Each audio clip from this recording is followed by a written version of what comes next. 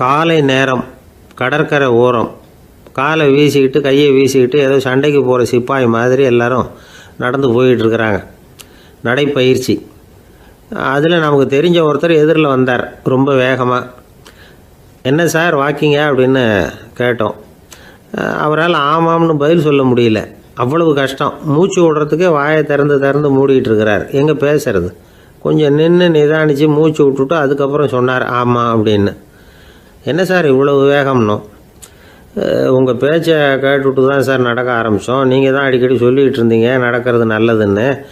அன்னையிலேருந்து ஆரம்பிச்சுட்டேன். ஆனால் ரொம்ப கஷ்டமாக இருக்குது சார். இப்போ பாருங்கள், உங்கள்கிட்ட சுலபமாக பேசக்கூட முடியல, மூச்சு வாங்குது, உடம்பு கூட வலிக்கிறது மாதிரி இருக்குது அப்படின்னு அவர் பாட்டுக்கு பேச ஆரம்பிச்சிட்டார். உங்களை யார் சார் இவ்வளவு வேகமாக நடக்க சொன்னது? வேகத்தை குறைங்க, மெதுவாக நடங்க அப்படின்னோம். நீங்கள் நடக்கிறதுனால என்னென்ன சௌகரியம்னு அன்றைக்கி சொன்னீங்களே தவிர சௌகரியமாக நடக்கிறது எப்படின்னு சொல்லலையே அப்படின்னார் அவர். இன்னமும் லேசாக மூச்சு வாங்கிக்கிட்டே சொன்னால் கூட இவர் சொல்கிறதுலேயே ஒரு நியாயம் இருக்குது. அதனால் இந்த நடைப்பயிற்சி பண்ணுறவங்க கவனிக்க வேண்டிய சில முக்கியமான குறிப்புகள் இருக்குது. அது என்னென்னங்கிறத அவங்க தெரிஞ்சுக்கணும். அது தெரிஞ்சு வச்சுக்கிறது நல்லது. இதெல்லாம் மருத்துவ நிபுணர்கள் சொல்கிற குறிப்புகள். அவங்க என்ன சொல்கிறாங்க தெரியுமா? உங்கள் வயசு 40க்கு மேலேயா? உங்கள் எடை இருக்க வேண்டியதை விட 10 கிலோ அதிகமாக இருக்குதா? நீங்கள் புகை பிடிக்கிறவரா? இதய நோய், இரத்த நாள நோய், உயர் இரத்த அழுத்தம் இப்படி ஏதாவது உங்களுக்கு உண்டா? அப்படின்னா நீங்கள் உங்கள் இஷ்டத்துக்கு வரிஞ்சு கட்டிக்கிட்டு நடைப்பயிற்சி பண்ண ஆரம்பிச்சிடாதீங்க. முதல்ல ஒரு மருத்துவ பரிசோதனை பண்ணிக்கோங்க, அதுதான் நல்லது அப்படின்னு அவங்க சொல்கிறாங்க.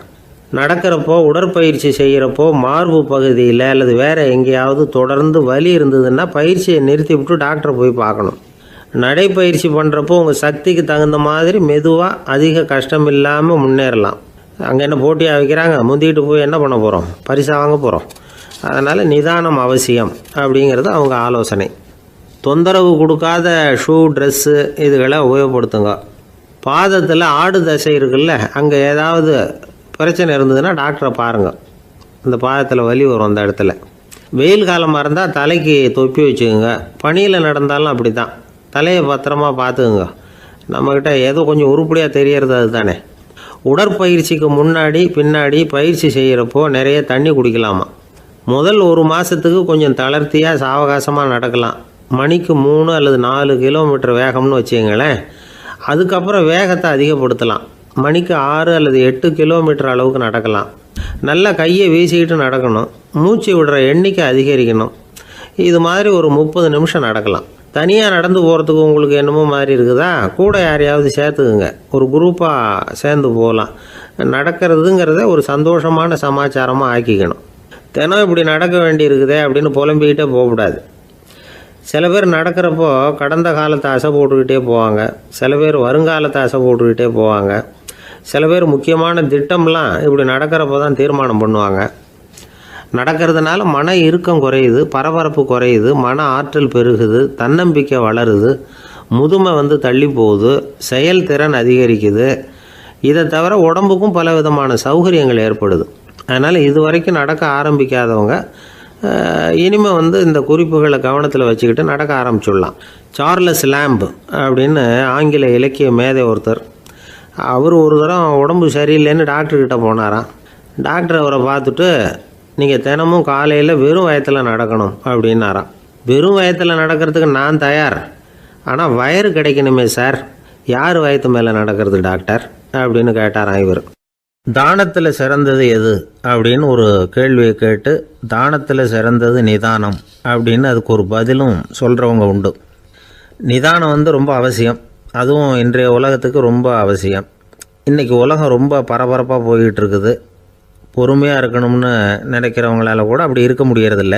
பொறுமையை சோதிக்கிறது மாதிரி பல சம்பவங்கள். அதையெல்லாம் சந்திச்சே தீர வேண்டியிருக்குது.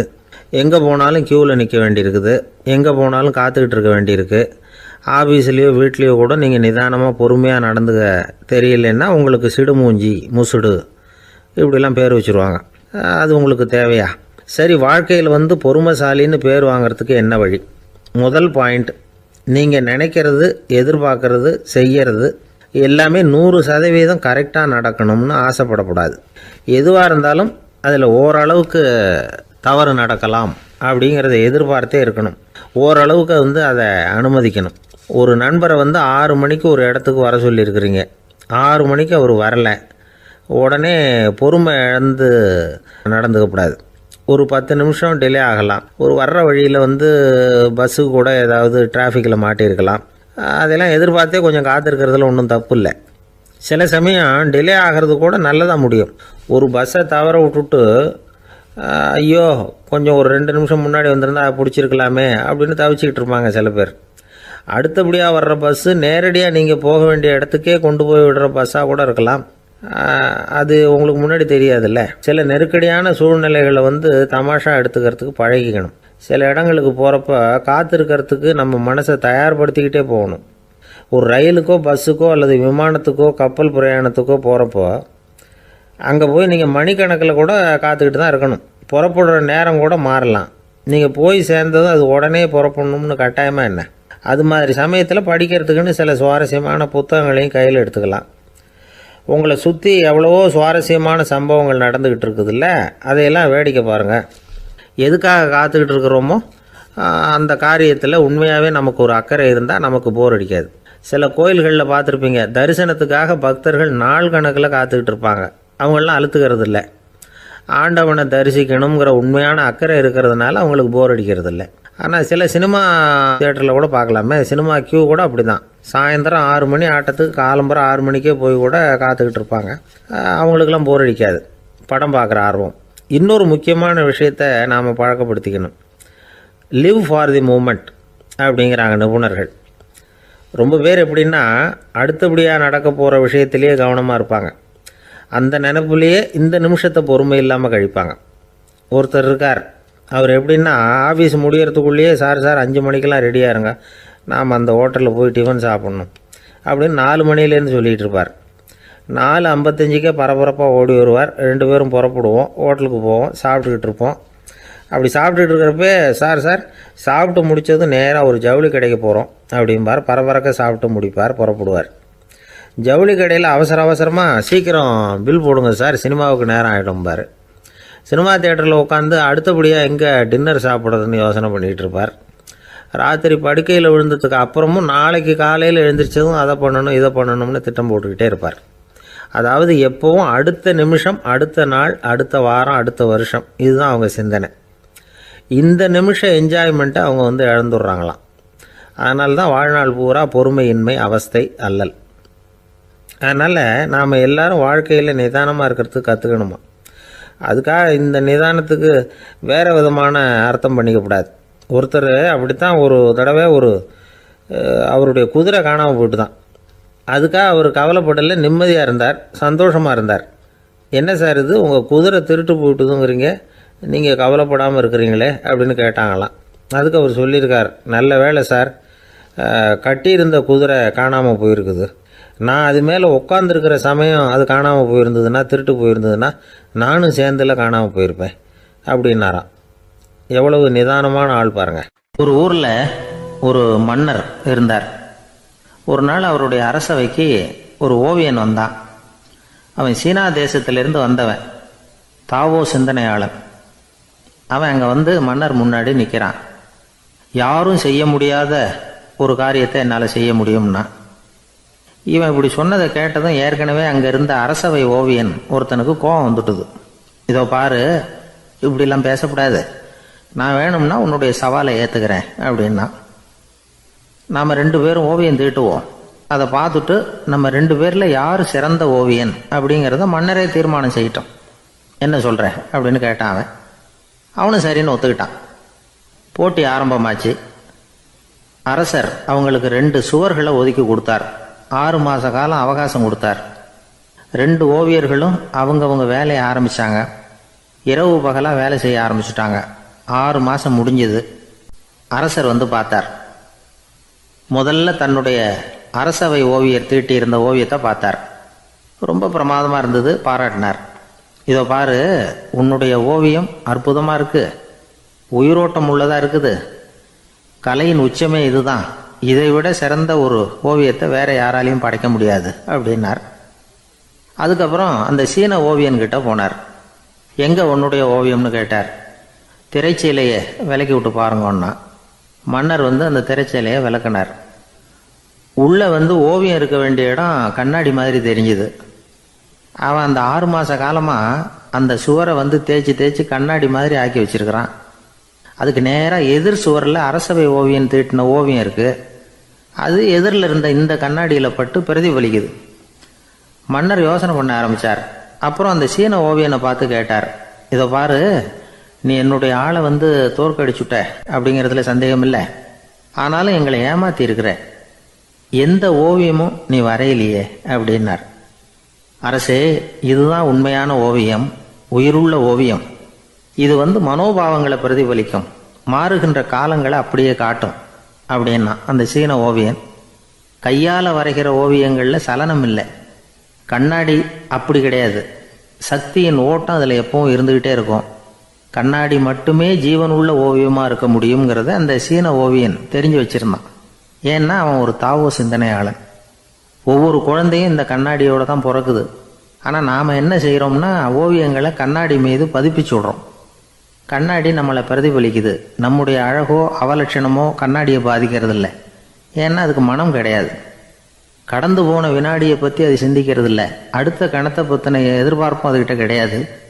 அதுதான் பற்றற்ற நிலை. மனிதனுக்கு தேவைப்படுறது அதுதான். கண்ணாடிக்கிட்ட இருந்து நாம் கற்றுக்கொள்ள வேண்டிய பாடம் இது. வாழ்க்கையில் மனிதர்களை நேசிக்கலாம், உலகின் அழகையெல்லாம் பிரதிபலிக்கலாம், ஆனால் எதையும் பற்றி கொண்டு விடக்கூடாது அப்படிங்கிறது பெரியவர்கள் அறிவுரை. துயரம்ங்கிறது பற்றுக்களின் சாயை. கண்ணாடி முன்னாடி நிற்கிறப்போவெல்லாம் நமக்கு இந்த ஞாபகம் வரணுமா. ஒரு குடும்ப தலைவர் ஒரு நாள் காலையில் விடிஞ்சு எழுந்திரிச்சதும் சத்தம் போட்டார். யார் இந்த கருங்குரங்கு படத்தை என் ரூமில் கொண்டாந்து மாட்டி வச்சது அப்படின்னு கத்தினார். சமையல் கட்டிலிருந்து மனைவி பதில் சொன்னாங்க, தூக்க கலக்கத்தில் உளராதிங்க, நல்லா பாருங்க, அது படம் கிடையாது, முகம் பார்க்குற கண்ணாடி அப்படின்னாங்க. ஒரு பள்ளிக்கூடம் வகுப்பு நடந்துக்கிட்டு இருக்கு. ஆசிரியர் பாடம் நடத்திக்கிட்டு இருக்கிறார். நடத்தி முடித்த உடனே கேட்டார், மாணவர்களே, இதுவரைக்கும் நான் நடத்தின பாடத்தில் உங்களுக்கு ஏதாவது சந்தேகம் இருக்கா அப்படின்னு கேட்டார். அப்புறம் ஒவ்வொருத்தராக கேட்டார். ஒரு மாணவன் எழுந்திரிச்சான். சார், எனக்கு சந்தேகம் எதுவுமே இல்லைன்னா. ஏன்னு கேட்டார். ஏன்னா எனக்கு நீங்கள் நடத்தின பாடம் தெளிவாக புரிஞ்சுட்டுது, அதனால் சந்தேகம் வரலன்னா. இன்னொரு மாணவன் எழுந்திரிச்சான். சார், எனக்கும் சந்தேகம் எதுவும் இல்லைன்னா. ஏண்டான்னு கேட்டார். ஏன்னா எனக்கு நீங்கள் நடத்தின பாடம் எதுவுமே புரியல, அதனால் சந்தேகம் வரல அப்படின்னா. இந்த இடத்துல நாம் கொஞ்சம் சிந்திச்சு பார்க்கணும். இந்த உலகத்தில் எல்லாம் புரிஞ்ச ஒருத்தனுக்கும் சந்தேகம் வராது, எதுவுமே புரியாத ஒருத்தனுக்கும் சந்தேகம் வராது. அறகுறையாக புரிஞ்சுக்கிட்டவன் இருக்கான் பாருங்க, அவனுக்கு தான் அடிக்கடி சந்தேகம் வரும். ஆக மாணவர்களை இந்த 3 வகையாக பிரிக்கலாம். அதே மாதிரி தான் மனிதர்களையும் 3 வகையாக பிரிக்கிறாங்க ஆன்மீகவாதிகள். ஒரு ஆன்மீக பெரியவர் என்ன சொல்கிறார் தெரியுமா? இந்த உலகத்தில் 3 வகையான மனிதர்கள் இருக்கிறாங்களாம். முதல் வகை எப்படி தெரியுமா? இவங்களுக்கு எதையும் தெரிஞ்சுக்கணுங்கிற அவசியமே கிடையாது. ஏன்னா அவங்களுக்கு எல்லாமும் தெரியும். இவங்க ஞானத்தின் முழு வடிவாக இருக்கிற காரணத்தினால அவங்களுக்கு எந்த சந்தேகமும் இல்லை, எந்த கேள்விகளும் கிடையாது. இந்த நிலையில் இருக்கிறவன் கிருஷ்ணன். எல்லாத்துக்கும் விட தெரிஞ்சுக்கிட்ட நிலையில் அவன் விடையாக மாறிவிட்டான் அப்படின்னு சொல்லுவாங்க. 2வது நிலையில் இருக்கிறவன் அர்ஜுனன். இவனுக்கு எப்போ பார்த்தாலும் கேள்விதான், சந்தேகம்தான். பதில் சொல்ல சொல்ல அவனுக்கு இருக்கிற சந்தேகமும் அதிகமாகிக்கிட்டே இருக்கும், குறையவே குறையாது. அர்ஜுனன் மாதிரி உள்ளவங்க எப்பவும் கேள்வி கேட்டுக்கிட்டே இருப்பாங்க. ஒரு கேள்விக்கு விட கிடைச்சுட்டுன்னு வைங்க, உடனே இன்னொரு கேள்வி அவங்ககிட்ட இருந்து வரும். கிருஷ்ணனுடைய நிலை எப்படின்னா அது கேள்விகளே அற்ற ஒரு நிலை. அர்ஜுனனுடைய நிலை எப்படின்னா அது கேள்விகளை தவிர வேறு எதுவும் அற்ற ஒரு நிலை. இவங்களை தவிர இன்னொரு ஆள் இருக்கிறான், அவனுக்கும் கேள்விகள் அற்ற ஒரு நிலை தான். அவன் யாருன்னா துரியோதனன். இவனுக்கு தெரிஞ்சுக்கணுங்கிற எண்ணமே சுத்தமாக கிடையாது. ஆவலே இல்லைங்கிறதுனால அதை புரிஞ்சுக்கணுங்கிற அவசியமும் இல்லை. அதனால் அவனுக்கு கேள்விகள் அற்ற ஒரு நிலையில் அவன் இருந்துக்கிட்டு இருக்கிறான். எல்லா பதிலும் தெரிந்து கொண்ட நிலையில் கிருஷ்ணனும் கேள்விகள் அற்ற நிலையில் இருக்கிறான். தெரிஞ்சுக்கணுங்கிற ஆவலே இல்லாத துரியோதனனும் கேள்விகள் அற்ற நிலையிலே இருக்கிறான். இப்படியும் இல்லாமல் அப்படியும் இல்லாமல் 2ம் கெட்டான் நிலையில் இருக்கிறானே, அவன் தான் அர்ஜுனன். அதனால் பெரியவங்கள்லாம் என்ன சொல்கிறாங்கன்னா, இந்த உலகத்தில் அர்ஜுனன்களாக இருக்கிறவங்க ஒன்று துரியோதனனாக மாறிடணும், இல்லைன்னா கிருஷ்ணனாக மாறிடணும். இதை தவிர வேற வாய்ப்பு இல்லை. துரியோதனன் மாதிரி உள்ளது விலங்கு நிலை, கிருஷ்ணன் மாதிரி உள்ளது தெய்வ நிலை. அர்ஜுனன் விலங்காவும் ஆக முடியல, தெய்வமாகவும் ஆக முடியல. இப்படி ரெண்டும் கெட்டானா இருக்கிற வரைக்கும் இந்த கேள்விகளும் பிரச்சனைகளும் இருந்துக்கிட்டே தான் இருக்கும். இதுதான் பெரியவர்கள் சொல்லுகிற அனுபவ உண்மை. ஒரு ஆசிரியர் ரொம்பவும் விரிவாக விளக்கமாக பாடம் நடத்தின பிறகு, மாணவர்களே ஏதாவது சந்தேகம் இருந்தால் கேளுங்கன்னாராம். ஒரு மாணவன் எழுந்திரிச்சான். சார், எனக்கு ஒரு சந்தேகம்னா. என்னன்னு கேட்டார். இது வரைக்கும் என்ன பாடம் சார் நடத்துனீங்க அப்படின்னா அந்த பையன். ஒரு ஊரில் ஒருத்தர் இருந்தான். ஏதோ ஒரு சின்ன அலுவலகத்தில் வேலை பார்த்துக்கிட்டு இருந்தான். ரொம்ப ஏழை. வர்ற கொஞ்சம் வருமானத்தை வச்சு வாழ்க்கையை ஓட்டிக்கிட்டு இருந்தான். ஒரு நாள் தெரு வழியாக அவன் நடந்து வந்துக்கிட்டு இருக்கிறான். தெருவில் ஒரு காசு கிடந்தது. அதை பார்த்துட்டான். அது குனிஞ்சு எடுத்தான். அது ஒரு பழங்கால காசு. அந்த காசு நடுவில் ஒரு துளை இருந்தது. அதாவது துளையிட்ட நாணயம். பழங்காலத்தில் புழக்கத்தில் இருந்த ஒரு நாணயம் அது. துளையிட்ட நாணயம் கிடச்சிதுன்னா ரொம்ப நல்லது, அது அதிர்ஷ்டம் அப்படின்னு ஒரு நம்பிக்கை உண்டு. இவன் கையில் அது கிடைச்சதும் ரொம்ப சந்தோஷப்பட்டான். இனிமேல் என்னுடைய கஷ்டம்லாம் தீரப்போகுது, அதிர்ஷ்டம் என்னை தேடி வரும், நான் பணக்காரன் ஆகிடுவேன் அப்படின்னு சொல்லிட்டு அந்த காசை தன்னுடைய கோட்டு பையில் பத்திரமா போட்டு வச்சுக்கிட்டான். அடிக்கடி அதை தொட்டு பார்த்துக்கிறது உண்டு, வெளியில் எடுக்க மாட்டான். இப்படியே கொஞ்ச காலம் ஆச்சு. அதுக்கப்புறம் என்னாச்சு தெரியுமா? நிஜமாகவே அதிர்ஷ்டம் அவனை தேடி வர ஆரம்பிச்சிட்டுது. செல்வம் குவிஞ்சுது. பணம், பதவி, புகழ் எல்லாம் சேர்ந்தது. சமூகத்தில் அவன் ஒரு பெரிய மனுஷன் ஆயிட்டான். எல்லாரும் அவனை பாராட்டினாங்க. அவன் எதை தொட்டாலும் வெற்றி, எல்லாம் அந்த காசோட மகிமை அப்படின்னு அவன் மனசுக்குள்ளே நினச்சிக்கிட்டான். தினமும் காலையில் அந்த கோட்டை போட்டுக்கிட்டு தான் வெளியில் கிளம்புவான். புறப்படுறதுக்கு முன்னாடி கோட்டு பாக்கெட்டை தொட்டு பார்த்துக்குவான், உள்ளே காசு இருக்கா அப்படிங்கிறத உறுதிப்படுத்திக்குவான். அதுக்கப்புறம் தான் வெளியில் கிளம்புவான். இப்படியே பல வருஷம் ஓடி போச்சு. ஒரு நாள் அவனுக்கு அந்த ஆசை வந்துட்டுது. அதாவது அந்த துளையிட்ட நாணயத்தை எடுத்து கண்ணால் பார்க்கணும் அப்படின்னு. காலையில் சாப்பிட்டுக்கிட்டு இருந்தான். அப்போ தன்னுடைய மனைவிகிட்ட சொன்னான், ரொம்ப நாளைக்கு அப்புறம் என்னுடைய அந்த நாணயத்தை இன்றைக்கி வெளியில் எடுத்து பார்க்க போகிறேன்னா. என்னத்துக்கு அது, இப்போ அதை பார்க்க வேணாமே அப்படின்னு மெதுவாக இழுத்தாங்க அந்த அம்மா. இல்லை நான் பார்த்தே தீரணும் அப்படின்னு அவன் தன்னுடைய சட்டை பைக்குள்ளே கையை விட்டான். உள்ளே இருந்த நாணயத்தை வெளியில் எடுத்தான். பார்த்தா அவனுக்கு ஆச்சரியமாக போச்சு. அந்த நாணயத்தில் துளையே இல்லை. என்ன ஆச்சு அப்படின்னு சொல்லி அவன் ரொம்ப குழம்பி போயிட்டான். இப்போ அந்த அம்மா சொன்னாங்க, நான் தான் ஒரு நாள் உங்கள் கோட்டு ரொம்பவும் தூசியாக இருக்கேன்னு சொல்லி அதை ஜன்னலுக்கு வெளியில் உதறினேன். உள்ளே இருந்த அந்த காசு அப்போ எனக்கு தெரியாது, ஞாபகத்தில் இல்லை. அது தெருவில் விழுந்துட்டது போல இருக்கு. அதுக்கப்புறம் எவ்வளவோ தேடி பார்த்தேன், கிடைக்கல. அதுக்குள்ளே அதை யாரோ எடுத்துகிட்டு போயிட்டாங்க போல இருக்கு. அது இல்லைங்கிறது உங்களுக்கு தெரிஞ்சால் வருத்தமாக இருக்குமேங்கிறதுக்காக நான் தான் வேற ஒரு நாணயத்தை எடுத்து சட்டை பைக்குள்ளே வச்சுட்டேன் அப்படின்னு விவரத்தை சொன்னாங்க அந்த அம்மா. இது எப்போ நடந்ததுன்னு கேட்டான். உங்களுக்கு அந்த காசு கிடைச்சதே அன்னைக்கு மறுநாளே இது நடந்து போச்சு அப்படின்னாங்களாம். இதை கொஞ்சம் யோசனை பண்ணி பாருங்கள். அவனுக்கு அதிர்ஷ்டத்தை கொடுத்தது அந்த நாணயம் இல்லை, அவனுடைய நம்பிக்கை, அதாவது தன்னம்பிக்கை. அதுதான் வேலை செஞ்சிருக்கு. இதிலிருந்து நாம் தெரிஞ்சுக்க வேண்டியது என்னென்னா, வாழ்க்கையில் முன்னேற நினைக்கிறவங்களுக்கு தன்னம்பிக்கை ரொம்ப முக்கியம். அது இல்லைன்னா முன்னேற முடியாது. ஒருத்தன் சொன்னானா, நான் எப்போவுமே என்ன தான் சார் நம்புவேன், மற்றவங்கள நம்ப மாட்டேன். நேற்றுக்கு பாருங்கள், திடீர்னு 10 பேர் என்னை அடிக்க வந்துட்டாங்க, நான் ஒருத்தனாகவே அதை சமாளித்தேன் அப்படின்றான் ரொம்ப பெருமையாக. அது எப்படின்னு கேட்டாங்களாம். ஒரே ஓட்டமாக அங்கேருந்து ஓடி வந்துட்டேன் அப்படின்னு நானா. வாழ்க்கையில் ரொம்பவும் அடிபட்டு அல்லல் போட்டுக்கிட்டு இருக்கிற ஒருத்தர் வந்தார். மனசு ரொம்பவும் நொந்து போய் பேசினார். இந்த உலகத்தில் மனுஷனாக பிறந்ததை விட மாடாக பிறந்திருக்கலாம் சார் அப்படின்னார். திடீர்னு என்கிட்ட இப்படி சொன்னால் அதுக்கு நான் என்னங்க பண்ண முடியும் அப்படின்னேன். உங்ககிட்ட வரணும்னு தோணுச்சு, அதனால் வந்தேன் அப்படின்னார். சரிங்க, இப்படி ஒரு யோசனை வந்ததுக்கு என்ன காரணம் அப்படின்னு சொல்லி அவர்கிட்ட கேட்டேன். அதுக்கு அவர் சொன்னார், என் பையனுக்கு வேலை தேடுறேன் கிடைக்கல, பொண்ணுக்கு மாப்பிள்ளை தேடுறேன் கிடைக்கல, வீடு கட்டுறதுக்கு கடன் கேட்குறேன் கிடைக்கல, மாடாக பிறந்திருந்தா இது மாதிரி கவலையெல்லாம் கிடையாதுல்ல, பேசாமல் வைக்கோலை தின்னுக்கிட்டு அசை போட்டுக்கிட்டே கடந்து விடலாமே அப்படின்னார் அலட்சியமாக. அதுக்கப்புறம் தான் அவர் சொன்ன கருத்தை நானும் கொஞ்சம் அசைப்போட ஆரம்பித்தேன் மனசுக்குள்ள. இப்போது இயற்கையை பொறுத்த வரைக்கும் அது நாம் எல்லாரும் மகிழ்ச்சியாக வாழணும் அப்படின்னு தான் விரும்புது. விலங்குகள், பறவைகள், தாவரங்கள், அப்புறம் மற்ற உயிரினங்கள் எல்லாமும் நல்லபடியாக இருக்கணும் அப்படிங்கிறது தான் இயற்கையோட விருப்பம். அதில் ஒன்றும் சந்தேகம் இல்லை. இயற்கையோட அமைப்பை கொஞ்சம் கவனித்து பார்த்தா அதை நாம் நல்லா புரிஞ்சுக்கலாம். இருந்தாலும் இந்த ஆள் சொன்னதை கேட்ட பிறகு தான் ஒரு முக்கியமான வேறுபாடு புரிஞ்சுது. அதாவது இந்த உலகத்தில் உள்ள முக்கியமான பிரச்சனைகள் 6. அந்த 6 பிரச்சனைகளும் ஆடு மாடுகளுக்கு கிடையாது, மரம் செடி கொடிகளுக்கு கிடையாது.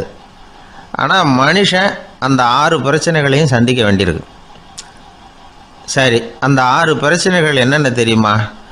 முதல்ல இந்த ஆடு மாடுலாம் நமக்குன்னு சொந்தமாக ஒரு வீடு இல்லையே அப்படின்னு கவலைப்பட்டுக்கிட்டு இருக்கிறதில்ல. ஆனால் மனிதனுக்கு வீடு தேவைப்படுது. இது ஒரு வித்தியாசம். இப்போ 2வது பிரச்சனை என்னென்னா ஆடை பிரச்சனை. ஒரு கோழியோ சேவலோ நாம் போட்டுக்கிறதுக்கு ஒரு சட்டை இல்லையே அப்படின்னு கவலைப்படுறதில்ல. ஆனால் மனுஷனுக்கு அந்த கவலை உண்டு. சரி, இப்போ 3வது என்னன்னு பார்த்தா கல்வி பிரச்சனை. ஒரு பசுமாடு கவலையோடு நின்றுக்கிட்டு இருக்கு அப்படின்னு வச்சுக்குவோம். நீங்கள் அதுக்கிட்ட போய் ஏன் பசுமாடை கவலையோடு நின்றுக்கிட்டு இருக்கிற அப்படின்னு கேட்குறீங்க. என் கண்ணுக்குட்டிக்கு எல்கேஜியில் இடம் கிடைக்கல, டொனேஷன் கொடுக்கறதுக்கு கையில் பணமும் கிடையாது, சிபாரிசுக்கு யாரை பிடிக்கிறதுன்னு தெரியல, இப்படியா சொல்லிகிட்டு இருக்கோம். அதுக்கு அந்த கவலையெல்லாம் கிடையாது. ஆனால் மனிதனுக்கு அந்த கவலை உண்டு. 4வது என்னன்னு பார்த்தீங்கன்னா வேலை வாய்ப்பு பிரச்சனை. வேலை கிடைக்கலையே அப்படின்னு வேப்ப மரம் கவலைப்படுறதில்ல, ஆனால் மனுஷன் கவலைப்படுறான். 5வது என்னன்னு பார்த்தா கல்யாண பிரச்சனை. எருமை மாடு பசுமாடு எல்லாம் பொண்ணுக்கு மாப்பிள்ளை தேடிட்டாலே இது பேப்பரில் மணமகன் தேவை அப்படின்னு விளம்பரமாக கொடுக்குது, அதெல்லாம் கிடையாது. 6வது என்னன்னு பார்த்தீங்கன்னா பணம் சம்பந்தமான பிரச்சனை. ஆடு மாடுலாம் பணத்தை சேமிக்கணும்னோ ஏதாவது நிதி நிறுவனத்தில் முதலீடு பண்ணணும்னோ நினச்சிக்கிட்டு இருக்கிறதில்ல. பணத்தை எப்படி காப்பாற்றுறது அப்படிங்கிற கவலையும் அதுகளுக்கு கிடையாது. குதிரை குளம்போடு பிறக்குது, அதனால் அது காடு மேடெல்லாம் கவலை இல்லாமல் தெரியலாம். ஆடு உடம்பில் ரோமத்தோடு பிறக்குது, அதனால் அது குளிரை பற்றி கவலைப்பட வேண்டிய அவசியம் இல்லை.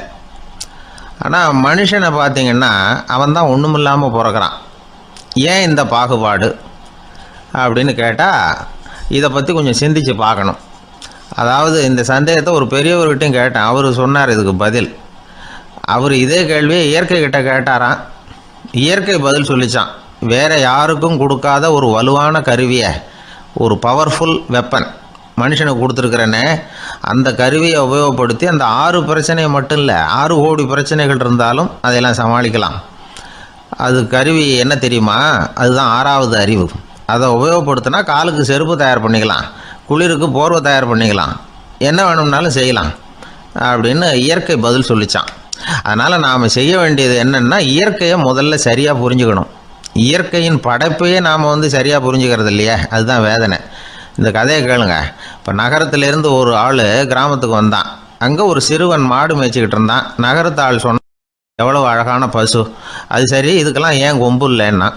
இதுக்கு அந்த பையன் பதில் சொன்னான், பசுமாட்டுக்கு கொம்பு இல்லாததுக்கு பல காரணங்கள் உண்டு. கண்ணுக்குட்டியாக இருந்தால் கொம்பு இருக்காது, பசு வளர்ந்து பெருசானதுக்கு அப்புறம் தான் கொம்பு முளைக்கும், இது ஒரு காரணம். சில சமயம் வளர்கிற கொம்பை எடுத்து விடுறது உண்டு, அது ஒரு காரணம். ஆனால் இதுக்கு ஏன் கொம்பு இல்லைன்னு கேட்குறீங்க. அதுக்கு என்ன காரணம்னா இது பசு இல்லை குதிரை அப்படின்னானா. கத்தியை தீட்டாதே புத்தியை தீட்டு அப்படின்னு ஒரு பெரியவர் புத்தி சொன்னார். அதை கேட்ட ஒரு இளைஞன், அது எப்படி பெரியவரை புத்தியை தீட்டுறது? கத்தியை தீட்டுன்னு சொன்னால் ஒரு கருங்கல்லில் கத்தியை தேய்க்கலாம், புத்தியை தீட்டுன்னு சொன்னால் எப்படி தலையை கொண்டுட்டு போய் தரையில் தேய்ச்சிக்கிட்டு இருக்க முடியுமா அப்படின்னா. அந்த பெரியவர் உடனே புரிஞ்சுக்கிட்டார், இந்த இளைஞனுக்கு புத்தி கூர்மை கம்மி அப்படிங்கிறத புரிஞ்சுக்கிட்டார்.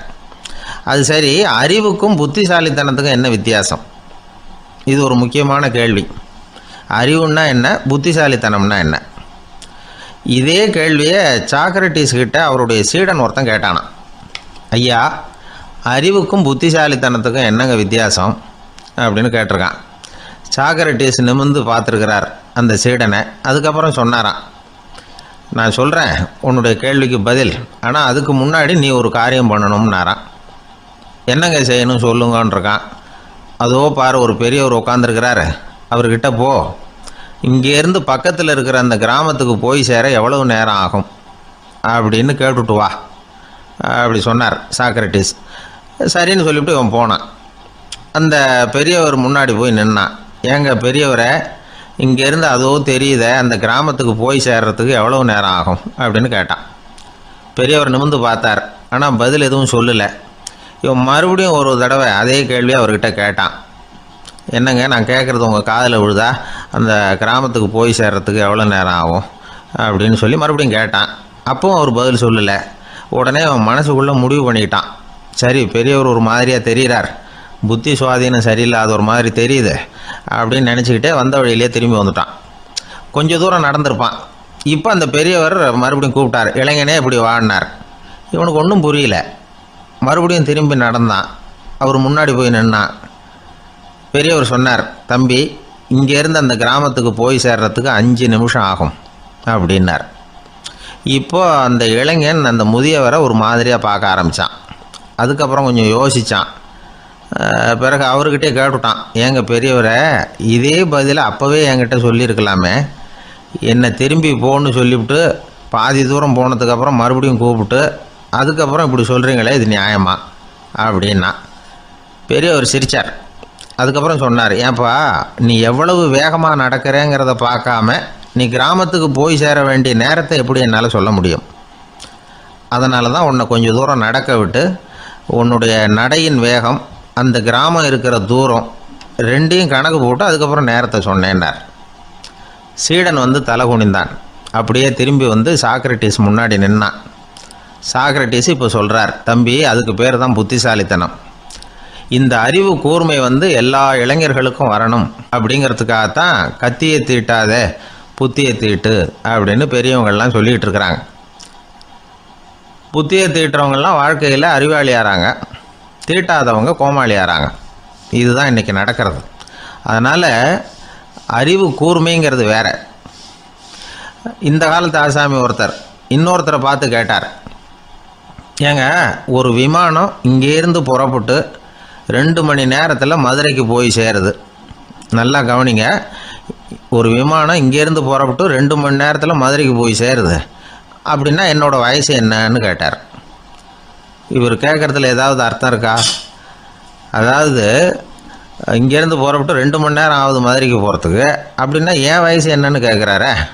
இதை கேட்ட உடனே அவர் பதில் சொன்னார், அப்படின்னா உங்களோட வயசு 20 அப்படின்னார். எப்படிங்க அவ்வளவு கரெக்டாக சொன்னீங்க அப்படின்னு கேட்டார். வேறு ஒன்றும் இல்லை, எங்கள் பக்கத்து வீட்டில் ஒரு முழு பைத்தியம் இருக்குது, அதோட வயசு 40, அப்படின்னா உன் வயசு 20 தான் இருக்கணும் அப்படின்னார். அரை பைத்தியம்னு முடிவு பண்ணிக்கிட்டார். அதனால் வாழ்க்கையில் அறிவு கூர்மைங்கிறது ரொம்ப அவசியம். அந்த புத்திசாலித்தனம் இருக்கிறவங்க வாழ்க்கையில் வெற்றி பெறுவது நிச்சயம். ஒரே ஒரு ஊரில் ஒரு ராஜா இருந்தார். அவர் பேரில் மக்களுக்கு ரொம்ப மரியாதை. அவ்வளவு நல்லா ஆட்சி புரிஞ்சுக்கிட்டு வந்தார். அவருக்கு வயசாயிட்டுது. அதனால் ஒரு நாள் அமைச்சரை கூப்பிட்டார். இதை பாருங்கள், எனக்கு வயசாயிட்டுது, அதனால் இந்த அரச பொறுப்பையெல்லாம் நீங்கள் ஏற்றுக்குங்க அப்படின்னார். அதுக்கப்புறம் ராணியை கூப்பிட்டார். வா, நாம் இனிமேல் இங்கே இருக்க வேணாம், காட்டுக்கு போய் தவம் பண்ணலாம் அப்படின்னு கூப்பிட்டார். இந்த செய்தி மக்களுக்கு அறிவிக்கப்பட்டது. மக்கள் உடனே கூட்டம் கூட்டமாக அரண்மனைக்கு வர ஆரம்பிச்சுட்டாங்க. மன்னரை போய் பார்க்குறாங்க. அரசே, தாங்கள் வந்து எங்களுக்கு தந்தை மாதிரி. நீங்கள் காட்டுக்கு போயிட்டால் நாங்கள்லாம் இங்கே எப்படி இருக்க முடியும்? எங்களுக்கெல்லாம் எந்த துன்பமும் இல்லாமல் பார்த்துக்கிட்டு வர்றீங்க. இது மாதிரியான ஒரு அரசாட்சி இல்லைன்னா மக்கள் வந்து வாழ்ந்து என்ன பயன் அப்படின்னாங்க. இருந்தாலும் என்ன பண்ணுறது, வயசாயிட்ட காரணத்தினால இந்த முடிவுக்கு வர வேண்டியிருக்குது அப்படின்னாரா ராஜா. அப்படின்னா நீங்கள் காட்டுக்கு போக வேணாம், நாங்கள் போகிறோம். நாங்கள் அங்கே போய் தவம் பண்ணுறோம், வழிபாடு பண்ணுறோம். கடவுள் வருவார், அவர்கிட்ட வரம் வாங்கிட்டு வந்துடுறோம் அப்படின்னாங்களாம். அப்படி சொல்லிவிட்டு உடனே எல்லாரும் காட்டுக்கு போனாங்க. நாட்டு மக்கள் எல்லாரும் ஒட்டு மொத்தமாக வந்து காட்டில் உட்காந்துக்கிட்டு தவம் பண்ணுறதை பார்த்தார் கடவுள். உடனே புறப்பட்டு வந்தார். எல்லாரும் இப்படி வந்து உட்காந்துருக்கிறீங்களே, என்ன வேணும் உங்களுக்கு அப்படின்னு கேட்டார். உடனே மக்கள் எல்லாரும் ஒரு குரலில் சொன்னாங்க, சுவாமி, எங்கள் மன்னன் ரொம்ப நாளைக்கு நல்லபடியாக இருக்கணும். அவர் வந்து மகிழ்ச்சியாகவும் உடல் நலத்தோடும் இருந்தால் தான் நாங்கள் அமைதியாக வாழ முடியும் அப்படின்னாங்க. சரி, அதுக்கு என்ன செய்யணும் அப்படின்னார் ஆண்டவன். எங்கள் மன்னருக்கு இன்னும் ஒரு 100 வருஷம் ஆயுளை கொடுங்க அப்படின்னாங்க. அவ்வளவு தானே, சரி அப்படியே ஆகட்டும் அப்படின்னு சொல்லிவிட்டு ஆண்டவன் போயிட்டார். மக்கள் மகிழ்ச்சியோடு திரும்பி வந்தாங்க. மன்னா, கடவுள் வரம் கொடுத்துட்டார், நீங்கள் 100 வருஷம் வாழ போகிறீங்க அப்படின்னாங்க. இதை கேட்டதும் ராணி ராஜாவை வணங்கி நான் தவம் செய்ய போகிறேன் அப்படின்னு புறப்பட்டாங்க. உடனே மக்கள் என்ன நினச்சாங்க தெரியுமா? ஐயோ, நாம் ராஜாவுக்கு மட்டும்தானே நீண்ட ஆயுள் வேணும்னு வரம் வாங்கினோம், ராணிக்கு வாங்கலையே, அதுதான் கோபத்தில் புறப்பட்டாங்க போல இருக்கு அப்படின்னு நினச்சி வருத்தப்பட்டாங்க. ஆனால் ராணி நினச்சது அது இல்லை. ராணி போய் தவம் பண்ணாங்க, கடவுள் காட்சி கொடுத்தார். இவங்க கேட்குறாங்க, சுவாமி, ராஜாவுக்கு மட்டும் 100 வருஷம் ஆயுள்னு வரம் கொடுத்துட்டீங்க, அப்படின்னா குடிமக்களும் 100 வருஷம் இருக்கணும். இப்படிப்பட்ட குடிமக்கள் இல்லைன்னா அப்படிப்பட்ட அரசன் இருந்து என்ன பிரயோஜனம் அப்படின்னாங்களாம். ஆண்டவன் பார்த்தார், சரி, அவங்களும் 100 வருஷம் வாழ்வாங்க, அது மட்டும் இல்லை, நீயும் 100 ஆண்டு காலம் வாழ வரமளிக்கிறேன் அப்படின்னு சொல்லிவிட்டு மறைஞ்சிட்டார். இதில் ஆண்டவன் வர்றதும் மறையிறதும் முக்கியம் இல்லை. இதில் கவனிக்க வேண்டியது ஆள்கிறவனின் விசால மனம், குடிமக்களின் விசால மனம், ஆள்கிறவன் மனைவியினுடைய விசால மனம்.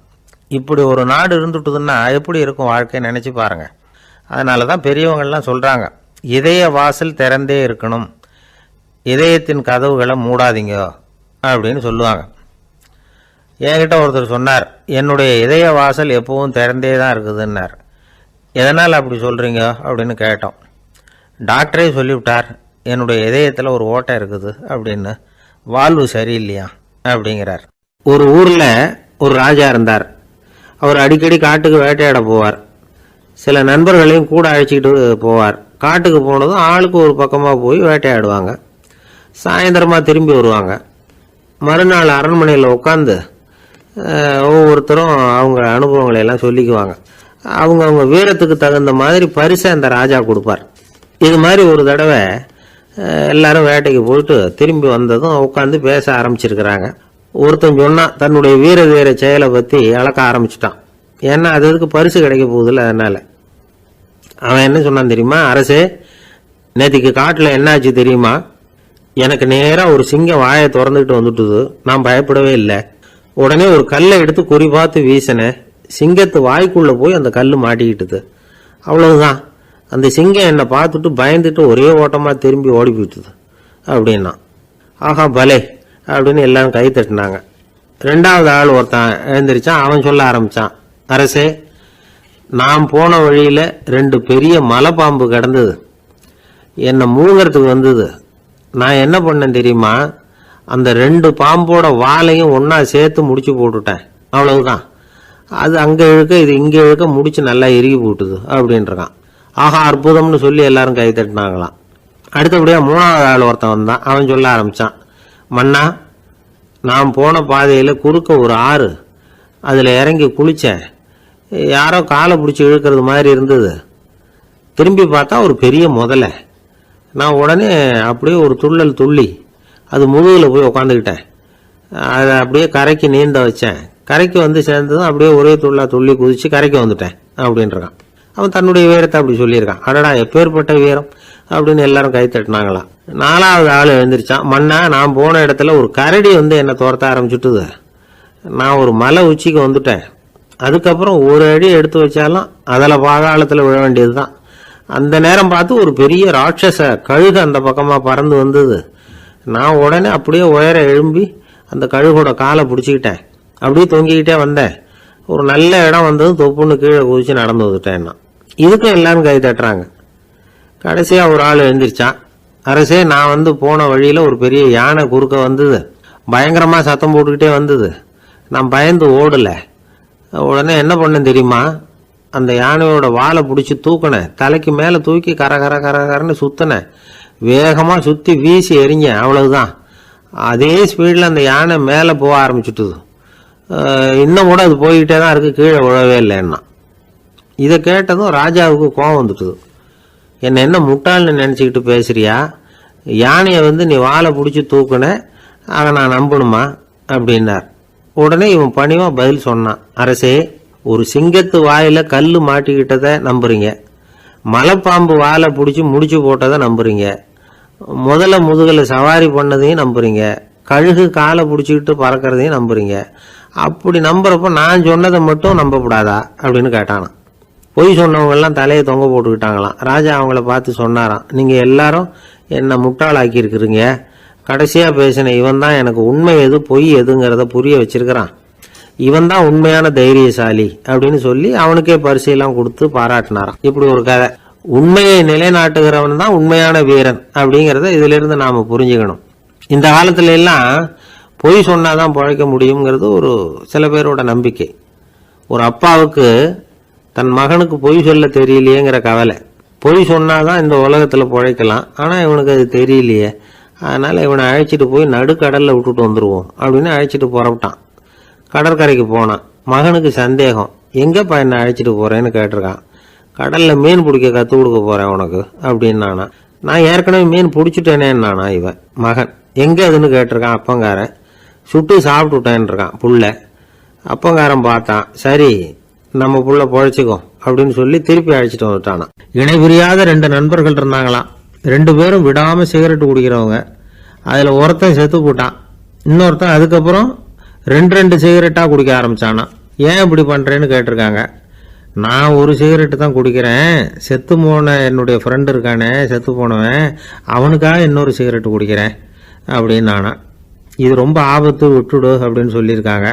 சரின்னு ஒத்துக்கிட்டான். ஆனால் அதுக்கப்புறமும் ஒரு சிகரெட் வீதமாக குடிச்சிக்கிட்டே இருந்தான். சிகரெட்டு பழக்கத்தை நீ இன்னும் விடலையான்னு கேட்டாங்களாம். அந்த பழக்கத்தை நான் எப்போ விட்டுட்டேன், இப்போ நான் குடிக்கிறது என் ஃப்ரெண்டுக்காக அப்படின்னு நானா. இவங்கெல்லாம் எப்படி திருந்துறது? அளவுக்கு மிஞ்சினால் அமிர்தமும் நஞ்சு அப்படின்னு சொல்லுவாங்க.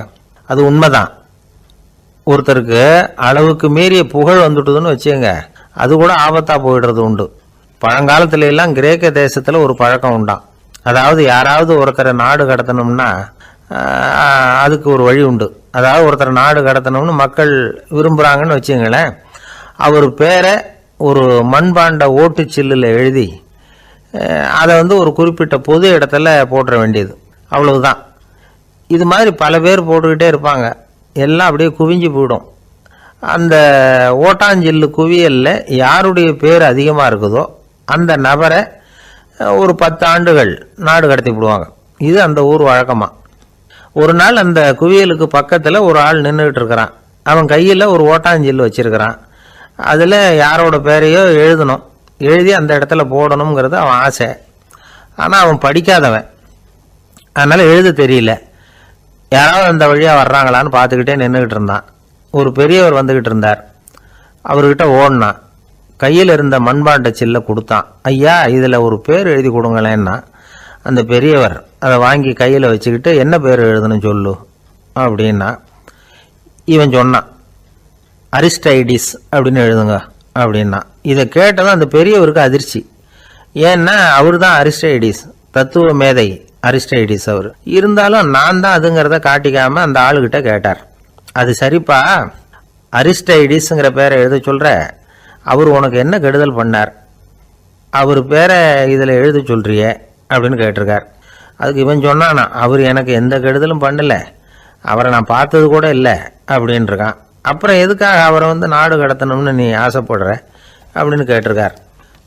இப்போ அந்த ஆள் சொல்கிறான், அரிஸ்டைடஸை பற்றி எல்லாரும் பேசுகிறாங்க, அவர் ரொம்ப நல்லவர், அவர் ஒரு பெரிய அறிவாளிங்கிறாங்க, அவர் ஒரு பெரிய வள்ளல், பேரறிஞர், இப்படி எல்லாரும் சொல்கிறத கேட்டு கேட்டு எனக்கு ரொம்ப அழுத்து போயிட்டுது, அதனால தான் வெறுப்பாயிட்டேன் அப்படின்னு நானும். இதிலேருந்து என்ன தெரியுது, நாம் நல்லவனாக இருக்கிறதுல ஒன்றும் இடைஞ்சல் இல்லை. ஆனால் நம்மளை நல்லவன் நல்லவன் எல்லாரும் சொல்ல ஆரம்பிச்சிட்டாங்கன்னு வச்சுக்கோங்க, அப்போ இடைஞ்சல் ஆரம்பம்னு அர்த்தம். எதுவுமே அளவுக்கு மிஞ்சி போகாமல் பார்த்துக்க வேண்டியது ரொம்ப அவசியம். அளவுக்கு அதிகமாக ஆசைப்படாதவங்களில் ஆப்ரஹாம் லிங்கனும் ஒருத்தரான்.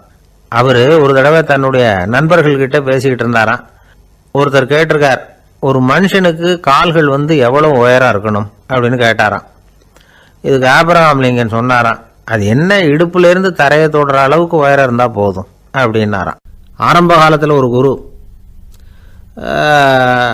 அப்போ ஒரு சீடன் இருந்தான். அது வேடிக்கையான குரு, வேடிக்கையான சீடன். ஒரு ஆசிரமம். ஒரு நாள் ஒருத்தன் அவசரமாக அந்த குருவை தேடி வந்திருக்கிறான். என்ன விஷயம்னு விசாரித்தார் குரு. உங்கள் சீடர் என்னை அடிச்சுட்டார் அப்படின்னு புகார் பண்ணானா அந்த ஆள். குரு சீடனை கூப்பிட்டார். அடிச்சே அந்த ஆளை அப்படின்னு கேட்டாராம். ஆமான் இருக்கான் சீடன். ஏன் அடிச்சே அப்படின்னு கேட்டாராம். இந்த ஆள் உங்களை பற்றி மட்டமாக பேசிவிட்டான், என்னால் அதை தாங்கிக்க முடியல, அதனால தான் அடிச்சுட்டேன்றான். அப்படி என்ன பேசினா அப்படின்னு கேட்டாராம். உன்னுடைய குருநாதர் இப்போல்லாம் அர்த்தமில்லாமல் பேச ஆரம்பிச்சுட்டார் அப்படின்னு சொல்லிவிட்டான், அதனால தான் அடிச்சுட்டேன் அப்படின்னானா. அதுக்காக அடித்தே அப்படின்னாராம். நான் அதுக்காக அடிக்கலை குருவே, இப்பெல்லாம் நீங்கள் அர்த்தமில்லாமல் பேசுகிறதாக அவன் சொல்கிறான் அப்படின்னா இதுவரைக்கும் நீங்கள் அர்த்தத்தோடு பேசினதாகத்தானே அர்த்தம், அது தப்பு தானே, அதனால தான் அடித்தேன் அப்படின்னானா. ஒரு பெரியவர் உட்கார்ந்துருக்கிறார், அவரை சுற்றி அவருடைய தோழர்கள் உட்கார்ந்துருக்கிறாங்க. ஏதோ ஒரு முக்கியமான செய்தியை அவர் அவங்களுக்கு சொல்லிகிட்டு இருக்கிறார். அவங்களும் ஆர்வமாக கேட்டுக்கிட்டு இருக்கிறாங்க. இந்த சமயத்தில் யாரோ ஒரு ஆள் வேகமாக அங்கே வர்றார். வர்ற வேகத்திலேயே எனக்கு ஏதாவது உதவி செய்யுங்க அப்படின்னு கேட்டுக்கிட்டே வர்றார். கேட்கறது உதவி, ஆனால் குரல் மிரட்டுறது மாதிரி இருக்குது, அதட்டி கேட்கறது மாதிரி இருக்குது. இதை கேட்டதும் அந்த பெரியவர் ஆத்திரப்படலை, ஆனால் அவரை சுற்றி இருந்தவங்க ஆத்திரப்பட்டாங்க. இதை பெரியவர் கவனித்தார். கொஞ்சம் அமைதியாக இருங்கன்னார். வந்தவரை கூப்பிட்டார், அவருக்கு சில பொருள்களை கொடுத்தார். என்னங்க இப்போ உங்களுக்கு மகிழ்ச்சி தானே அப்படின்னார். அப்படின்னு அலட்சியமாக அவர் சொல்கிறார். நான் உங்களை நல்ல முறையில் நடத்தினேன்னா அப்படின்னு கேட்குறாரு அவர் மறுபடியும். அதெல்லாம் ஒன்றும் இல்லை அப்படின்னு சொல்லி அவர் சொல்லிகிட்டு இருக்கிறாரு. குரலில் கடுமை குறையில. சுற்றி இருந்தவங்களால இதை பொறுத்துக்க முடியல. கோபத்தோடு அவரை நோக்கி நெருங்க ஆரம்பித்தாங்க. பெரியவர் அவங்களையெல்லாம் தடுத்து நிறுத்தினார். வந்தவரை வாங்க என்னோட அப்படின்னு சொல்லி அழைச்சிட்டு போனார். வீட்டுக்கு போனார். அங்கே போனதும் இன்னும் சில பொருள்களை எடுத்து அவர்கிட்ட கொடுத்தார். இப்போ திருப்தி தானே, நான் உங்ககிட்ட நல்ல முறையில் நடந்துக்கிட்டேனா அப்படின்னார். அவர் முகம் இப்போ தான் கொஞ்சம் மலர்ந்தது. ரொம்ப நன்றி, இறைவன் உங்கள் குடும்பத்துக்கு எல்லா நன்மைகளையும் செய்வான் அப்படின்னு சொன்னார். இதே வார்த்தைகளை என்னுடைய தோழர்கள்கிட்டே சொல்லிட்டீங்கன்னா அவங்க கோபம் தணிஞ்சிரும், வர முடியுமான்னார். கண்டிப்பாக வர்றேன் அப்படின்னாரு. மறுநாள் காலையில் அந்த இடத்துக்கு வந்தார். அதே மாதிரி சொல்லிவிட்டு அவர் போயிட்டார். தோழர்கள்லாம் ரொம்ப வியப்போடு பெரியவரை பார்த்தாங்க. அந்த பெரியவர் தான் நபிகள் நாயகம். அவர் சொன்னார், ஒருத்தன் ரொம்ப ஆசையாக ஒரு ஒட்டகத்தை வளர்த்துக்கிட்டு வந்தான். ஒரு நாள் அந்த ஒட்டகம் கயத்தை அறுத்துக்கிட்டு ஓடி போயிட்டுது. அக்கம் பக்கத்தில் இருக்கிறவங்கெல்லாம் அந்த ஒட்டகத்தை பிடிக்கிறதுக்கு முயற்சி பண்ணாங்க. அதை துரத்திக்கிட்டு ஓடினாங்க. ஒட்டகம் தாறுமாறாக ஓட ஆரம்பிச்சுது. இந்த சமயத்தில் ஒட்டகத்தை வளர்த்தவன் அங்கே ஓடி வந்தான். நீங்கள் அதை ஒன்றும் செய்ய வேணாம், விட்டுருங்க, அதோட சுபாவம் எனக்கு நல்லா தெரியும், அதை சுலபமாக என்னோடய வழிக்கு கொண்டுட்டு வந்துட முடியும், நான் பார்த்துக்கிறேன், விட்டுருங்கோ அப்படின்னா. எல்லாரும் விலகி போயிட்டாங்க. இவன் என்ன செஞ்சான் தெரியுமா? கொஞ்சம் புல்லை கையில் எடுத்துக்கிட்டு அந்த ஒட்டகத்தை நெருங்கினான். அவ்வளவுதான். அது ஓடி இவன் காலடியில் உட்காந்துக்கிட்டது. செல்லமாக அதை அப்படியே தடவி கொடுத்தான். முதுகில் ஏறி உட்காந்துக்கிட்டான். அது பாட்டுக்கு சாதுவாக நடந்து போகுது. இந்த கதையை நபிகள் நாயகம் தம்முடைய தோழர்களுக்கு சொல்கிறார். ஒட்டகத்தை மட்டும் இல்லை, சில மனிதர்களையும் கூட சில விதத்தில் அணுகி தான் அவர்களை சீர்திருத்த வேண்டியிருக்குது அப்படிங்கிறத அவங்களுக்கு உணர்த்தினார். இது ஒரு அழகான உளவியல் அணுகுமுறை. சில குடும்ப தலைவர்கள் கூட இந்த ஒட்டகம் மாதிரி நடந்துக்கிறது உண்டு, அப்புறம் அடங்கி போகிறதும் உண்டு. ஒரு குடும்ப தலைவர் காலையில் எழுந்திரிச்சதுலேருந்து சத்தம் போட்டு கத்திக்கிட்டு இருப்பார். பக்கத்தில் இருந்தவங்கலாம் ஓடி போய் சமாதானம் பண்ணி பார்த்தாங்க. அவர் ஓயறது மாதிரி தெரியல. கடைசியில் அவர் மனைவி வந்தாங்க. நீங்கள் எல்லாம் விலகி போயிடுங்க, அவர் சுபாவம் எனக்கு தெரியும், நான் பார்த்துக்கிறேன் அப்படின்னாங்க. சரின்னு எல்லாரும் போயிட்டாங்க. சாயந்தரமாக பார்க்குறாங்க, அவர் சத்தம் இல்லாமல் ஒரு மூலையில் உட்காந்துருக்கிறார். ரொம்ப சாதுவா. ஆச்சரியமாக இருந்தது. என்னம்மா பண்ணீங்கன்னு கேட்டாங்க.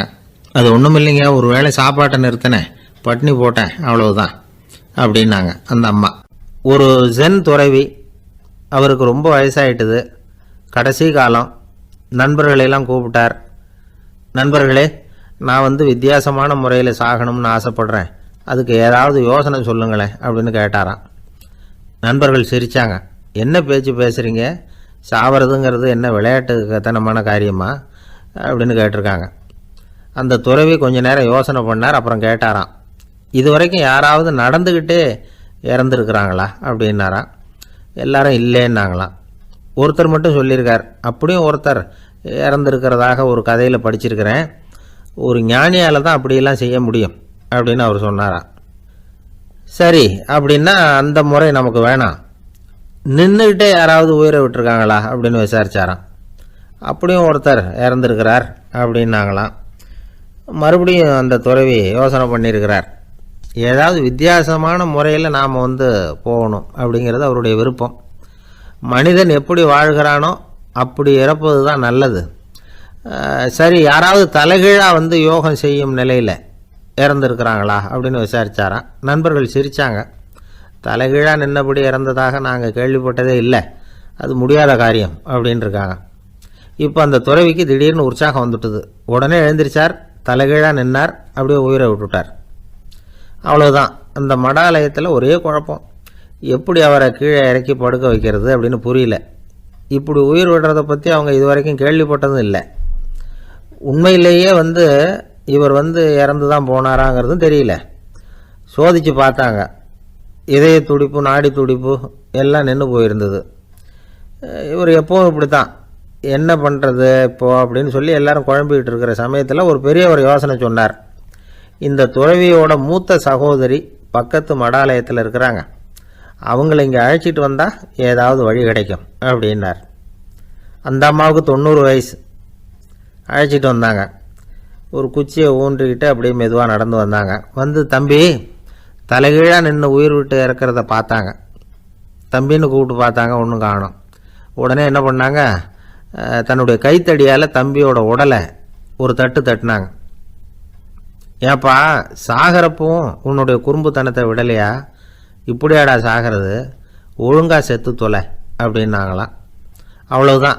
உடனே அந்த துறவி திரும்பி நேராக நின்னார். அக்கா, கோவப்படாத, நான் ஒழுங்காக சாகிறேன், எப்படி செத்தா என்ன, எல்லாம் எனக்கு ஒன்று தான் அப்படின்னு சொல்லிவிட்டு அப்படியே தரையில் படுத்து உயிரை விட்டாராம்.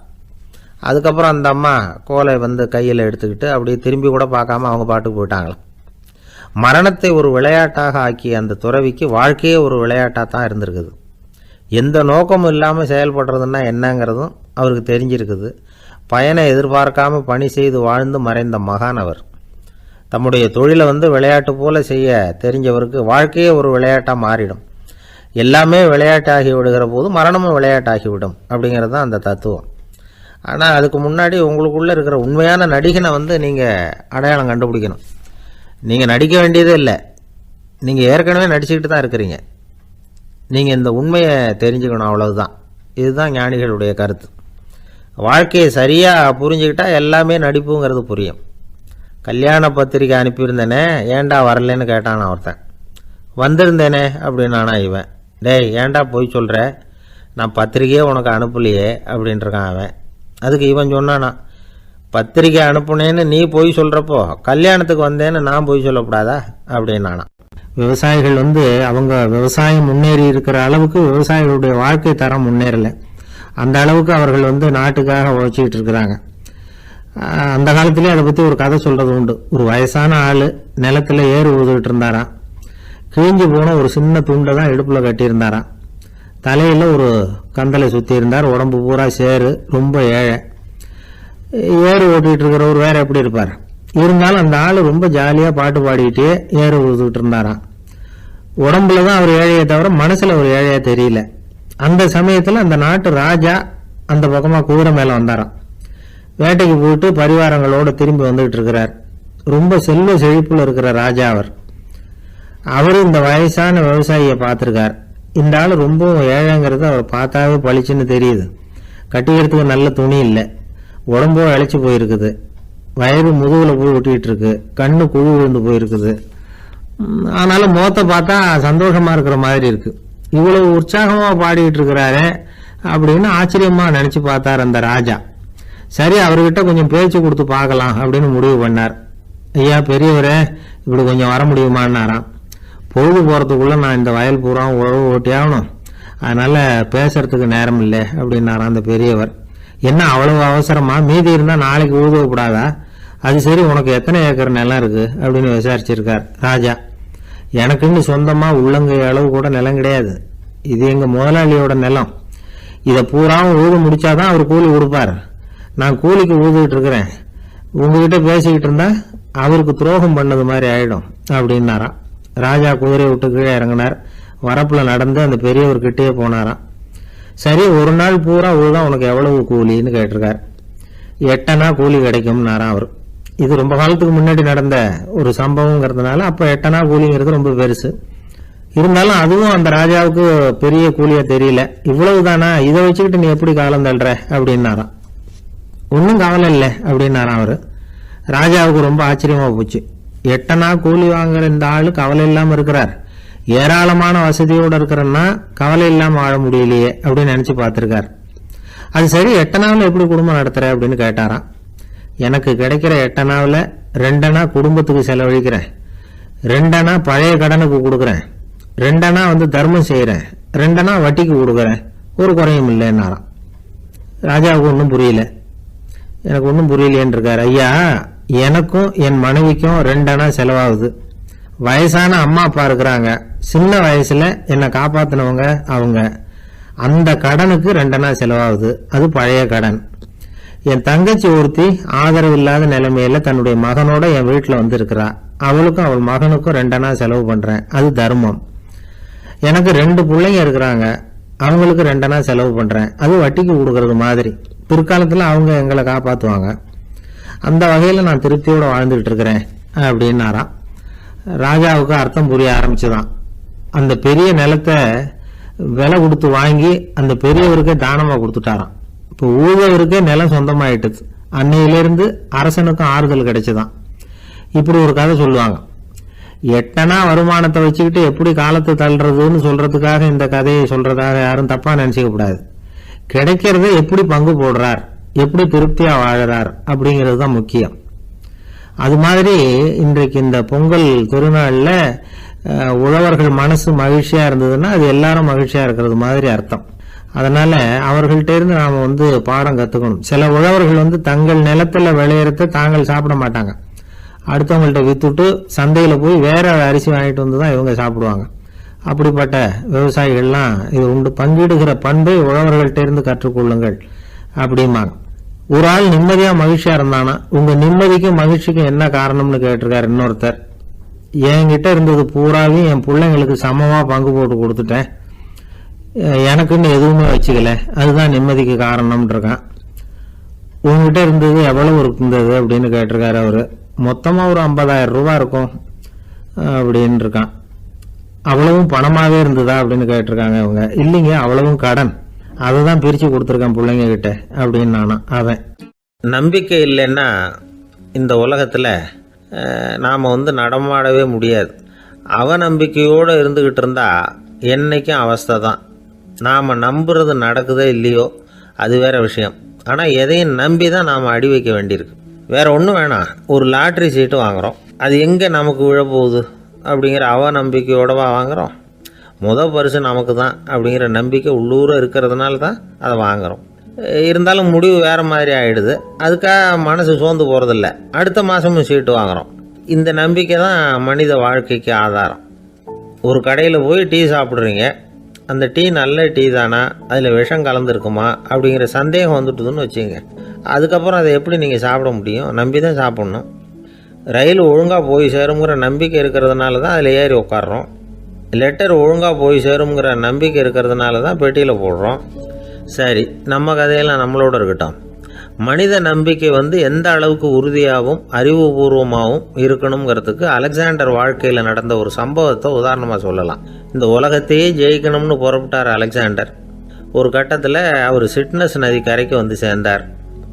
அந்த சமயத்தில் அவருக்கு கடுமையான நோய் வந்துட்டுது. அவர் கூடவே வந்திருந்த கிரேக்க வைத்தியர்கள் என்னென்னமோ முயற்சியெல்லாம் பண்ணி பார்த்தாங்க. இருந்தாலும் அலெக்சாண்டருக்கு வந்திருக்கிறது என்ன நோய்ங்கிறத அவங்களால கண்டுபிடிக்க முடியல. ஏன்னா அந்த பகுதியில் உள்ளவங்களுக்கு மட்டுமே அதிகமாக வரக்கூடிய ஒரு வினோதமான நோயாக இருந்தது அது. ஆனால் அவர் இருக்கிற இடம் எதிரியோட இடம், பாரசீக மன்னனோட ஆளுகைக்கு உட்பட்ட இடம். என்ன பண்ணுறது அப்படின்னு எல்லாரும் யோசனை பண்ணாங்க. பாரசீக மன்னனோட அரண்மனையில் இருக்கிற வைத்தியர் வந்தால் இந்த நோயை குணப்படுத்தி விடுவார் அப்படின்னு சொன்னாங்க. இருந்தாலும் எதிரியோட நாட்டில் இருக்கிற வைத்தியரை கூப்பிட்டு எப்படி நம்பி வைத்தியம் பார்க்க சொல்கிறது அப்படின்னு சொல்லி எல்லாரும் தயங்கினாங்க. ஆனால் அலெக்சாண்டர் தயங்கலை. பரவாயில்ல, அழைச்சிட்டு வாங்கன்னு விட்டார். உடனே அவரை போய் அழைச்சிட்டு வந்துட்டாங்க. அவர் வந்தார். அலெக்சாண்டர் உடம்பை பரிசோதனை பண்ணி பார்த்தார். சரி, இதை குணப்படுத்தி விடலாம், பயப்பட வேண்டியதில்லை. ஆனால் இதுக்கு ஒரு மூலிகை ரசம் தயார் பண்ணி கொடுக்கணும். நான் போய் அதை தயார் பண்ணிவிட்டு 2 நாளில் திரும்பி வந்துடுறேன் அப்படின்னு சொல்லிவிட்டு போனார் அந்த வைத்தியர். அதே மாதிரி 2 நாளில் திரும்பி வந்தார் மூலிகை ரசத்தோட. இதுக்கு இடையில் அலெக்சாண்டரோட தளபதிகளில் ஒருத்தர் ரகசியமாக ஒரு எச்சரிக்கை கடிதம் கொடுத்து அனுப்பியிருக்கிறான். அதை வாங்கி என்ன விஷயம்னு பார்த்தார். இப்போ உங்ககிட்ட வந்திருக்கிற எதிரி நாட்டு வைத்தியரை நம்பாதீங்க, அவன் கொண்டுகிட்டு வந்திருக்கிற மூலிகை ரசத்தில் விஷம் கலந்துருக்குது அப்படின்னு அதில் எழுதியிருக்கு. அதை பார்த்தார் அலெக்சாண்டர். இருந்தாலும் கொஞ்சம் கூட அலட்டிக்கல. வைத்தியர் கொடுத்த மருந்தை வாங்கி கடகடன்னு குடிச்சுட்டு அதுக்கப்புறம் அந்த கடிதத்தில் இருந்த விஷயத்தை அந்த வைத்தியர்கிட்ட சொன்னார். வைத்தியர் திகைச்சு போயிட்டார். தன் மேலே அலெக்சாண்டர் வச்சிருக்கிற நம்பிக்கையை பார்த்து அவருக்கு ரொம்ப வியப்பு. வைத்தியர் உண்மையிலேயே நல்ல மருந்து தான் கொண்டுகிட்டு வந்து கொடுத்துருக்கிறார், அதில் விஷம்லாம் எதுவும் கலக்கலை. அதுக்கப்புறம் அலெக்சாண்டர் அந்த வைத்தியரை பார்த்து சொன்னாராம், நம்பிக்கைங்கிற அச்சாணியை ஆதாரமாக வச்சுக்கிட்டு தான் இந்த உலகம் சுற்றிக்கிட்டு இருக்குது. எனக்கு எதிரியாக இருந்தாலும் பாரசீக மன்னர் ரொம்ப பெரியவர். அப்பேற்பட்ட மன்னருடைய அரண்மனை வைத்தியர் தொழில் நேர்மை இல்லாதவராக இருக்க மாட்டார். அப்படி இருந்தால் அவரை அரண்மனை வைத்தியராக வச்சிருக்கவே மாட்டாங்க அப்படின்னு நம்பினேன். என்னுடைய நம்பிக்கை வீண் போகலை அப்படின்னாராம். இதுதான் மானுட நம்பிக்கைங்கிறது. இந்த காலத்துலேயும் இது மாதிரி இந்த மானுட நம்பிக்கையை ரொம்பவும் சாமர்த்தியமாக கையாளுகிற கெட்டிக்காரங்க சில பேர் இருக்கிறாங்க. இந்த காலத்து குரு, அவருக்கு ஒரு சிஷ்யன். குரு முன்னாடி அந்த சிஷ்யன் ரொம்ப பணிவாக நின்று, குருவே உங்கள் கையால் விஷத்தை கொடுத்தாலும் அதை வாங்கி மடமடன்னு குடிச்சிருவேன் அப்படின்னா. உன்னுடைய குரு பக்தியை மெச்சினேன் அப்படின்னார் குரு. அதுக்கு அந்த சிஷ்யன், அப்படி இல்லை குருவே, உங்ககிட்ட சிஷ்யனாக இருக்கிறத விட உங்கள் கையால் விஷத்தை வாங்கி குடிச்சு விடுறது ரொம்ப நல்லது, அதனால தான் அப்படி சொன்னேன் அப்படின்னா. ரொம்ப நாளைக்கு முன்னாடி ஒரு நாள் கோவலன் நாடகம் நடந்தது. எங்கள் மதுரையில் நடந்தது. அதில் ஒரு முக்கியமான கட்டம். கண்ணகி கிட்ட சிலம்பை வாங்கிக்கிட்டு அதை விற்கிறதுக்காக மதுரை நகருக்கு புறப்படுறான் கோவலன். அந்த சமயத்தில் கண்ணகி பாடுற மாதிரி ஒரு நாடக பாடல், நாடக ஆசிரியர் எழுதினது. அது என்ன பாட்டுன்னா, மா பாவியோர் கூடி வாழும் மதுரைக்கு மன்னா போகாதீர் என்று அப்படின்னு ஆரம்பிக்கும் அந்த பாட்டு. இதுதான் அந்த பாட்டு. இதை கண்ணகி மேடையில் பாடின உடனே கூட்டத்தில் சலசலப்பு. நம்ம ஊர்லேயே நமக்கு முன்னாடியே நின்றுக்கிட்டு மா பாவியோர் கூடி வாழும் மதுரை அப்படின்னு சொல்கிறாங்களே, என்ன தைரியம் அப்படின்னு எல்லாம் குழப்பம் பண்ண ஆரம்பிச்சிட்டாங்க. மக்கள் சத்தம் போட ஆரம்பிச்சிட்டாங்க. எதிர்ப்பு குரல் அது பாட்டுக்கு வர அதிகமாக போட்டுது. கொண்டுக்கிட்டு வா அந்த நாடக ஆசிரியரை, எழுதுனது யார் அப்படின்னு ஒரே சத்தம், கூச்சல். வேறு வழி இல்லை. மெதுவாக மேடைக்கு வந்தார் அந்த நாடக ஆசிரியர். 4 பக்கத்திலிருந்தும் கேள்வி கணைகள். மக்களை பார்த்து கொஞ்சம் அமைதியாக இருங்கோ அப்படின்னு சொல்லிவிட்டு தன்னுடைய விளக்கத்தை சொல்ல ஆரம்பித்தார் அந்த நாடக ஆசிரியர். மா அப்படின்னு சொன்னால் திருமகளாகிய லட்சுமி அப்படின்னு அர்த்தம். பா அப்படின்னா கலைமகளாகிய சரஸ்வதி. வி அப்படின்னா மலைமகளாகிய பார்வதி. மா பாவியோர் அப்படின்னா திருமகளும் கலைமகளும் மலைமகளும், இவங்க மூவரும் அப்படின்னு அர்த்தம். இந்த 3 பேரும் வாழ்கின்ற மதுரை புனிதம் நிறைந்தது, சகல செல்வங்களும் நிறைஞ்சது. அப்படிப்பட்ட ஊரில் நான் அணிந்து கொள்ளும் இந்த சாதாரண சிலம்பை யார் வாங்கிக்குவாங்க அப்படிங்கிற எண்ணத்தோடு தான் கண்ணகி அப்படி சொல்கிறா. அதை நினச்சி தான் நான் எழுதினேன். ஆகவே மதுரையை ரொம்ப சிரமப்படுத்தணும், ரொம்ப மோசமாக எழுதணும் அப்படிங்கிற எண்ணம்லாம் எனக்கு கிடையாது. பெருமைப்படுத்தணும்னு நினச்சி தான் அப்படி எழுதினேன் அப்படின்னு விளக்கம் கொடுத்தாராம். இந்த விளக்கத்தை கேட்டதும் எல்லாரும் ரொம்ப சமாதானம் ஆயிட்டாங்களாம். இப்படி விளக்கம் கொடுத்த அந்த நாடக ஆசிரியர் யார் தெரியுமா? அவர் தான் தமிழ் நாடக உலகின் முதல் ஆசான் சங்கரதாஸ் சுவாமிகள். அவருக்கு நகைச்சுவை உணர்வும் அதிகம். 1920ஆம் ஆண்டு திருநெல்வேலியில் அவர் தங்கியிருக்கிறார் நாடகம் நடத்துறதுக்காக. அவர் தங்கியிருந்த வீட்டில் கொசு மூட்டை பூச்சி அதிகமாக இருந்திருக்கு. அவரால் தூங்கவே முடியல. அவர் அனுபவித்த தொல்லைகள் ஒரு பாட்டாக உருவாச்சு. வேடிக்கையாக ஒரு பாட்டு எழுதினாராம். மூட்டையும் கொசுவும் ஒரு வீட்டிலே மீட்டிங் போட்டால் முன்னே நிற்க யாரால் முடியும்? கொசு மோகன ராகம் போல சத்தம் போட்டு முன்னே நின்று செய்திடும் யுத்தம். இதை மறுநாள் நாடகத்தில் கோமாளி வேஷம் போட்ட ஒரு சிறுவனை விட்டு பாட வச்சிருக்காரு. எல்லாரும் சிரித்து ரசித்தாங்களாம். சங்கரதாஸ் சுவாமிகள் கல்யாணமே பண்ணிக்கல, துறவி மாதிரியே வாழ்ந்திருக்கார். தமிழ் நாடக கலைக்கு தன்னையே அர்ப்பணம் பண்ணிக்கிட்டவர் அவர். 1922 நவம்பர் மாதத்தில் ஒரு நாள் புதுச்சேரியில் அவர் வாழ்க்கை முடிஞ்சுது. அப்போ அவருக்கு வயசு 55. சங்கரதாஸ் சுவாமிகள் நாடக ஆசிரியர் மட்டும் இல்லை, மேடை நாடக இயக்குனர், தயாரிப்பாளர். அவரே ஒரு சிறந்த நடிகர். ஒரு தடவை சாவித்திரி நாடகத்தில் இவர் யமதர்மனா வேஷம் போட்டு நடிச்சிருக்கிறார். நாடகம் பார்த்துக்கிட்டு இருந்த கருவுற்ற ஒரு பெண்மணிக்கு பயத்தினால அங்கேயே குழந்தை பிறந்துட்டு தான். அந்த நிகழ்ச்சிக்கு அப்புறம் இவர் இந்த வேஷம் போடுறப்போலாம்